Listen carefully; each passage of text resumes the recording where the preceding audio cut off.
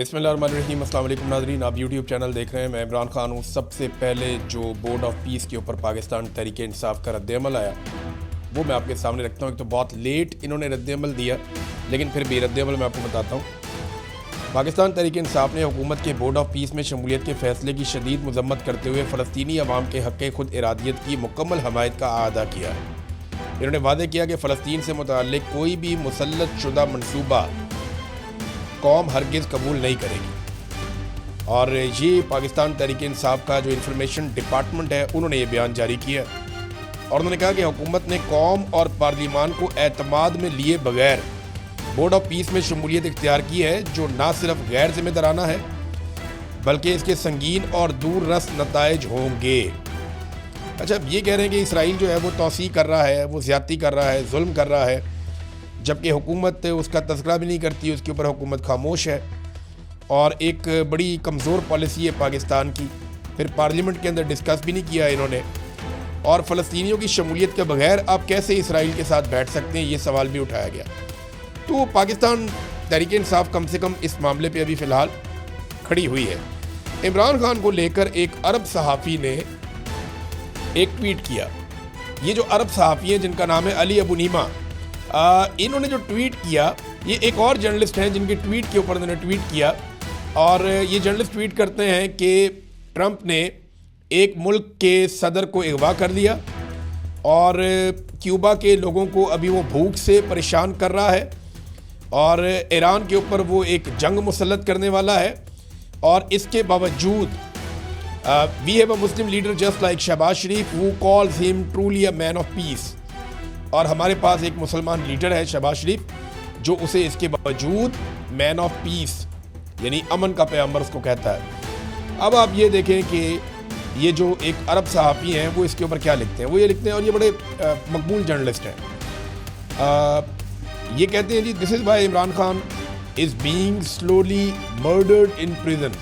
यही वजह है कि इमरान खान साहब को कैद में आहिस्ता आहिस्ता कत्ल किया जा रहा है, और ताकि ये जो पपेट्स हैं या कठपुतलियाँ हैं इस किस्म की, शहबाज शरीफ की किस्म की, कैन किस the boots of Donald Trump, कि ये जो डोनाल्ड ट्रंप के जो जूते हैं उनको चूमते रहें या उनके जूते चमकाते रहें, जूते चूमते रहें। शू शाइन बॉय इनका नाम इंटरनेशनली शहबाज शरीफ का पुकारा गया।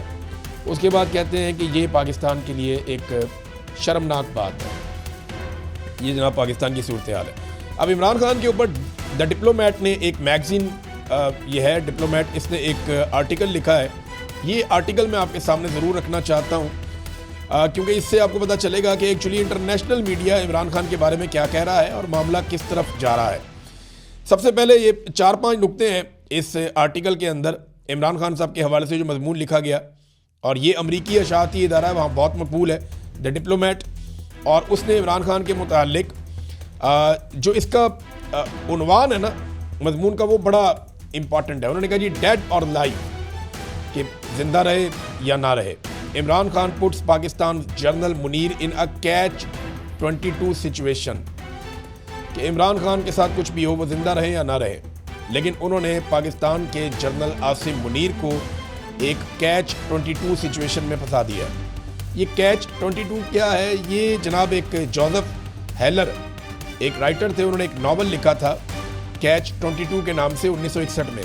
जंग अजीम के कुछ वाक़यात का इसमें तस्करा था। तो कैच 22 एक सिचुएशन का नाम है जिसमें से निकलना नामुमकिन हो जाता है, यानी आप कहीं भी नहीं जा सकते। यानी आप कहते हैं कि आगे गड़ा पीछे खाई, इस तरह भी लोग मिसालें देते हैं। कई लोग कहते हैं कि चारों तरफ से शामत आ गई है। तो वो ये सिचुएशन है जिसमें इमरान खान साहब ने आसिम मुनीर को फंसा दिया है। अब ये आर्टिकल क्या कहता है, ज़रा ये देखें, ये बहुत इंपॉर्टेंट है। उन्होंने कहा जी, इमरान खान जिंदा रहे या ना रहे, जनरल आसिम मुनीर को कैच 22 इंतहाई मुश्किल सूरत हाल में जिसमें से निकलना नामुमकिन है उसमें फंसा दिया है। पाकिस्तान की सियासत इस वक्त ऐसी जगह पे खड़ी है जहां मुल्क की ताकतवर फौजी क़यादत, ख़ास तौर पे आर्मी चीफ आसिम मुनीर को अपनी तारीख के सबसे बड़े सियासी चैलेंज का सामना है। जेल में कैद साबिक़ वज़ीर आज़म इमरान खान ने अपनी सियासी बका और अवामी मकबूलियत के ज़रिए पाकिस्तानी मिलिट्री एस्टेब्लिशमेंट को एक ऐसी बंद गली में धकेल दिया है जहां से वापसी का रास्ता नज़र ही नहीं आता। अब इसके अंदर ना इन्होंने 5 नुक्ते लिखे हैं जो इंपॉर्टेंट है और आखिर में इन्होंने कंक्लूड कर दिया। मैं मुख्तसर आपको बता देता हूँ। नंबर 1 ये कहते हैं कि जनरल मुनीर की मुश्किलात कैच 22 सिचुएशन, यानी इमरान खान ने ऐसा फंसा लिया है कि अब ये निकल ही नहीं सकते इसमें से।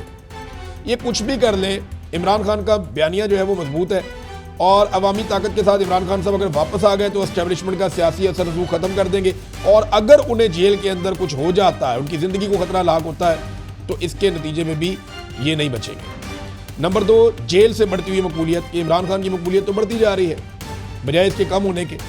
तो इमरान खान साहब एक ऐसी सिचुएशन में खड़े हो गए हैं आकर के कौम उनके साथ खड़ी है और वो पाकिस्तानी सियासत का मरकज़ इस वक्त बन चुके हैं। नंबर 3, बैनुल-अक़वामी दबाव और ट्रंप का फैक्टर जो है वो भी उन्होंने उसका भी तस्करा किया। उन्होंने कहा देखें, ट्रंप बेशक जितनी मर्जी तारीफें कर रहा है मौजूदा हुक्मरानों की, ये बात आपको भी ध्यान में रखनी चाहिए, इमरान खान की बुराई ट्रंप ने कोई नहीं की और जो ओवरसीज पाकिस्तानी ट्रंप को मिले उनके सामने ट्रंप ने इमरान खान के बारे में कोई बुरी बात नहीं की। ट्रंप को ये पता है कि इमरान खान का नाम लेकर या उसके ज़रिए दबा कर मैं आसिम मुनीर से और शहबाज शरीफ से अपना काम निकलवा सकता हूँ। तो फिलहाल वो अपनी पॉलिटिक्स कर रहे हैं, लेकिन इंटरनेशनली वो ये कह रहे हैं कि पाकिस्तान की जो मईशत है वो बहुत बुरी तरह तबाह हुई है और उसकी वजह से दबाव लगातार बढ़ रहा है। इमरान खान को दबाव में रखना मुश्किल बन रहा है। नंबर 4 पॉइंट इस इदारे ने ये लिखा, डिप्लोमेट ने, कि इदारे के अंदर तकसीम का खतरा है। इदारा कौन सा? फौज।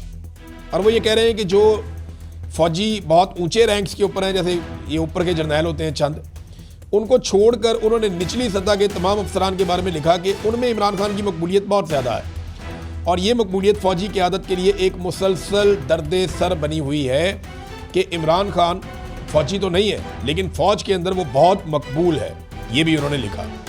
फिर नंबर 5 उन्होंने लिखा कि बोर्ड ऑफ पीस और सियासी सौदेबाजी, इसके ज़रिए उन्होंने कहा जी कि इसमें शमूलियत करके बैनुल-अक़वामी सतह पर इसराइल या ईरान के मामलात में मुदाखलत करके आलमी सतह पर अपनी अहमियत मनवाने की पाकिस्तान कोशिश तो कर रहा है ताकि अंदरूनी दबाव को कम किया जा सके, लेकिन इमरान खान का फैक्टर ऐसी हर कोशिश पर हावी रहता है कि जो मर्जी कर दें, इससे फ़र्क नहीं पड़ रहा। तो जनाब उन्होंने इख्तिताम किया कि इमरान खान को दीवार से लगाने की हिकमत अमली उल्टी पड़ चुकी है आसिम मुनीर को और अब एस्टेब्लिशमेंट को या तो खान के साथ कोई बड़ा समझौता करना पड़ेगा या फिर एक ऐसे अवामी गैज़ो गज़ब का सामना करना पड़ेगा जिसकी मिसाल पाकिस्तान की तारीख में नहीं मिलती। ये है नाज़रीन मामला जो इमरान खान से रिलेटेड इंटरनेशनली डिस्कस किया जा रहा है। तो आसिम मुनीर साहब फंस गए कैच 22 सिचुएशन में और यहाँ से निकलना उनके बस की बात नहीं है, बज़ाहिर ऐसा दिखाई देता है।